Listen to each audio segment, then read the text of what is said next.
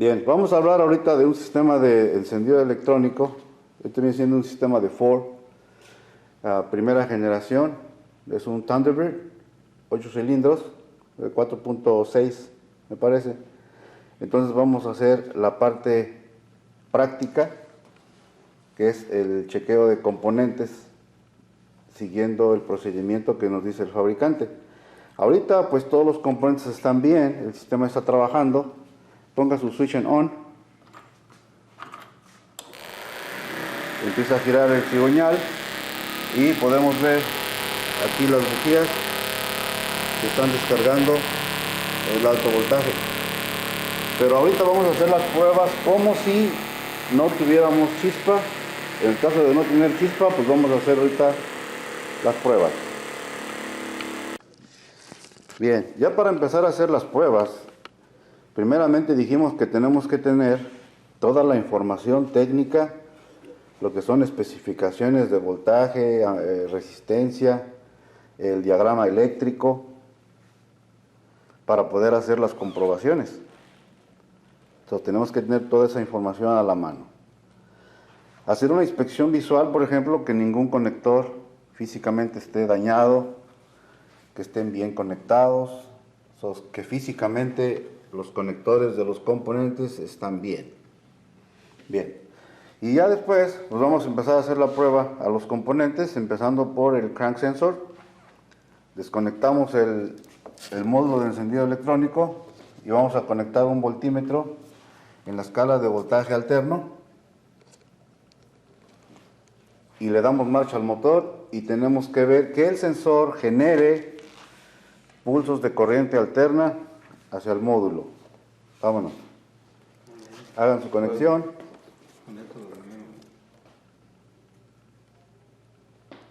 Ahí estamos conectados.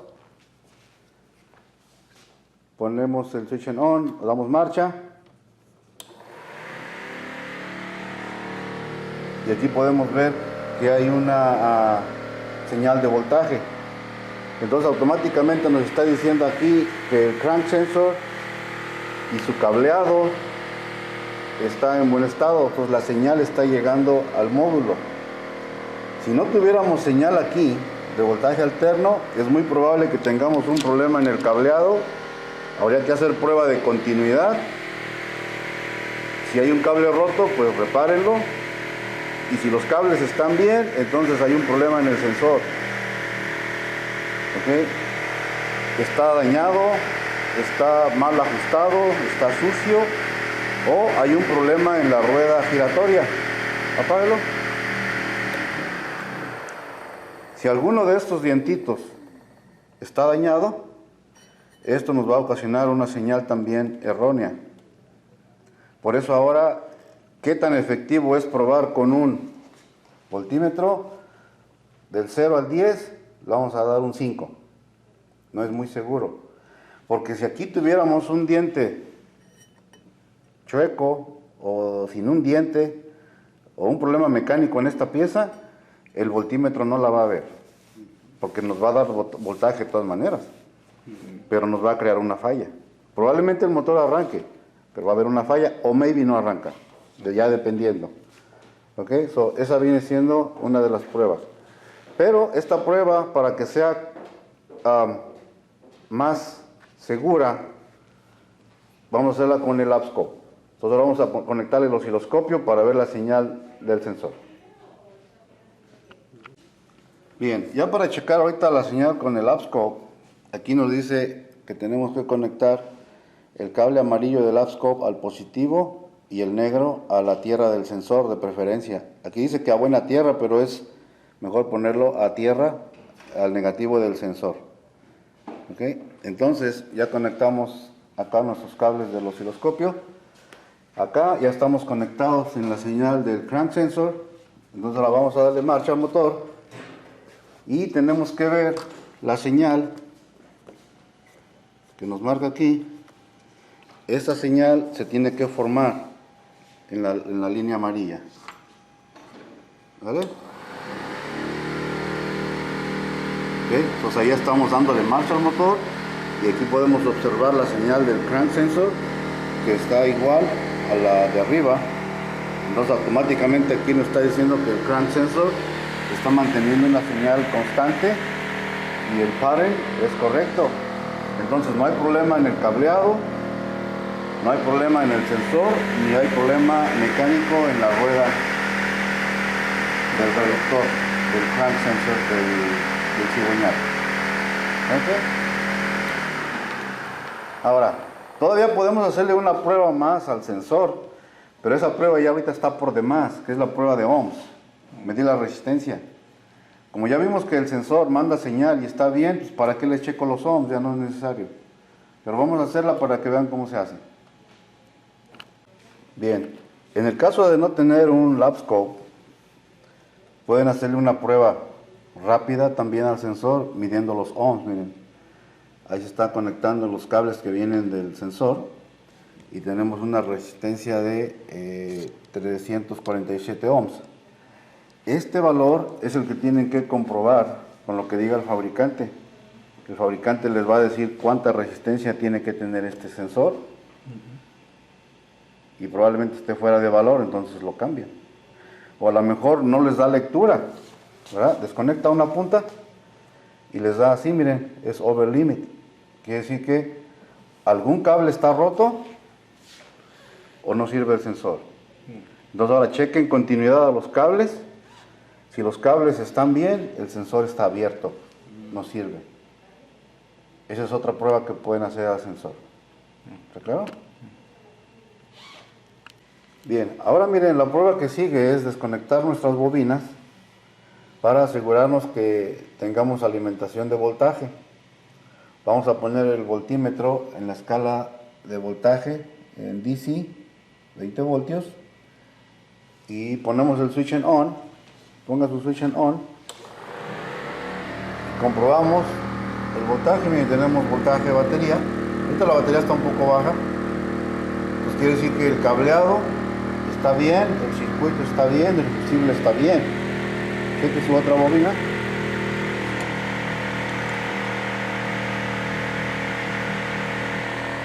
Okay. Y también recibe alimentación de voltaje. Perfecto. Apague su switch. Ahora, cabe mencionar que si aquí tuviéramos ahorita una falla de que no hubiera corriente en ninguna de las dos bobinas, pues quiere decir que el fusible está quemado. Hay un cortocircuito. Analizando el diagrama, dijimos que el corto pudiera estar en el condensador. Los capacitores, que son estos, están en cortocircuito porque esta parte va a tierra. Esta va a tierra y el cable es de corriente. Entonces internamente si se pone en corto, la corriente se va a tierra, se quema el fusible. O internamente pudiera estar en corto la bobina, o directamente el cable está aterrizado. Entonces para hacer una prueba rápida, lo que vamos a hacer es desconectar la bobina, desconectar los condensadores, tienen que estar desconectados, ¿verdad? Si quieres no los desconectas ahorita, pero deben estar desconectados. Y vamos a instalar un fusible nuevo. Si instalamos el fusible nuevo y están los 4 componentes desconectados y se quema el fusible, el problema está en el cableado. El cable está en corto. Si no se quema el fusible, el cableado no está en corto. Entonces ahora reconectan un condensador. Al reconectarlo, se quema el fusible, ese condensador está en corto. No se quemó el fusible, conecten el otro.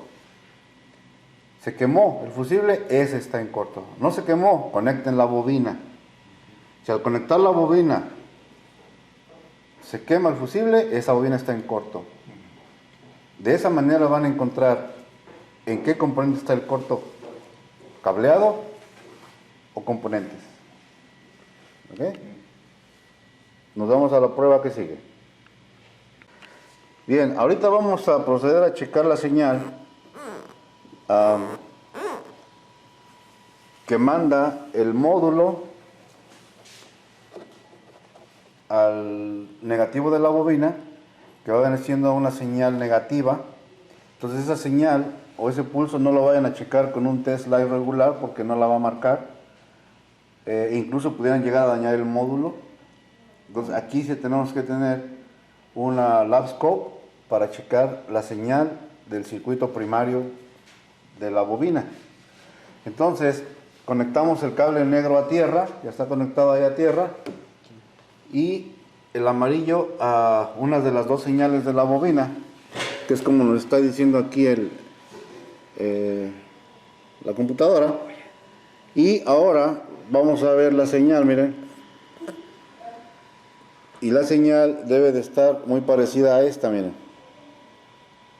Ahorita que le demos marcha, tenemos que ver esa señal. Entonces, dele marcha al motor. Le damos marcha. Y aquí vemos que la señal se parece a la que nos tenemos de muestra. Entonces, automáticamente quiere decir que el módulo está mandando el pulso negativo al negativo de la bobina.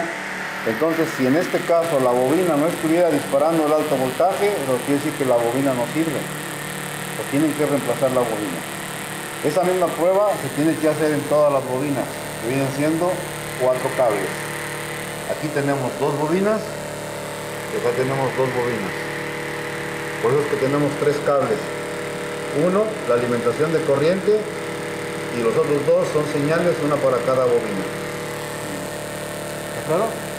Ahora, asegúrense de checar el cable. A lo mejor el problema es el cable que está roto, que va de la bobina al módulo. Pero si el cable no está roto, ¿ok? Entonces pudiera ser ahora ya una falla del módulo. Pues para allá vamos. Pero si aquí tenemos corriente en la bobina y el pulso negativo y no descarga la bobina al alto voltaje, reemplacen la bobina. ¿Ok? Bien, ahora vamos con la siguiente prueba, que en este caso es cuando la bobina no recibe el pulso negativo, pues es muy probable que el módulo no esté trabajando. Entonces tenemos que asegurarnos que esté recibiendo el módulo su alimentación de corriente por el pin número 6, en el voltímetro conectado a tierra, el negro, y el rojo al número 6, que es la corriente, y tenemos una alimentación de corriente. Entonces hay corriente. Ahora podemos hacer aquí una prueba rápido para ver si la corriente no tiene resistencia en el circuito. Pasas el negro al positivo y ahí estamos checando corriente con corriente, y la lectura no debe de ser mayor de 400 milivoltios. Eso nos indica que hay buena corriente, no hay resistencia en el circuito porque el voltaje es bajo. Si el voltaje fuera alto aquí, quiere decir que la resistencia es alta, pero ahorita no hay resistencia en el circuito, está bien. Ahora vamos a checar la tierra de una vez. Entonces ahora pones el rojo al positivo, el cable rojo, dáselo a él, dáselo al positivo, y ahora tú vas a checar la tierra en el pin número 10. De acuerdo al diagrama, el pin número 10 es tierra, entonces ahí tenemos que tener una alimentación también de voltaje, ya que es la tierra. No está marcando, creo que está mal o hay un falso contacto.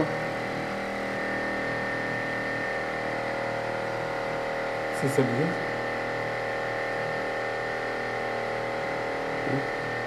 Ok, conéctalo. Ok, ahí hay algo mal, hay un falso contacto, algo.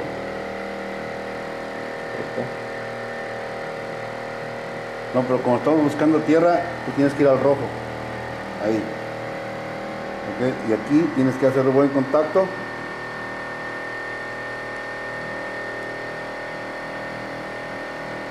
Porque pone el negro allá al negativo de la batería y ahí te va a marcar voltios. Ahí está, mira. Esa lectura de 11 y algo tienes que tener acá en el cable que es la tierra, que es en el número 10. De acuerdo al diagrama, es el 10.